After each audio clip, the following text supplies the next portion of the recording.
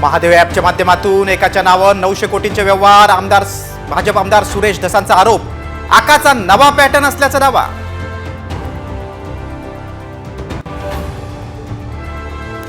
लातूरच्या रेणापूर शहरात सकल मराठा समाजाचा आक्रोश मोर्चा. सरपंच संतोष देशमुखांची मुलं भाऊक.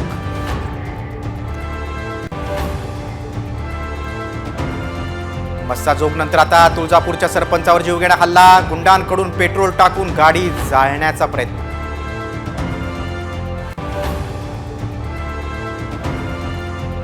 लाडकी बहीण योजनेमुळे तिजोरीवर भार. शिक्षकांचा पगार लांबणीवर पडण्याची शक्यता. पगारासाठी 2 ते 3 दिवस प्रतीक्षा करावी लागणार असल्याची माहिती.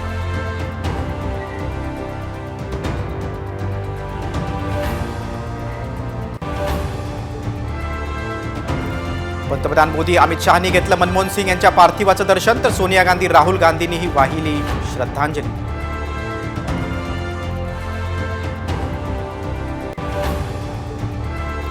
इंदूरच्या साई भक्ताकडून साईंना 200 ग्रॅम वजनाचा सुवर्ण मुकुट दान. 14 लाख रुपये किमतीच्या मुकुटाची साम टीव्हीवर झलक.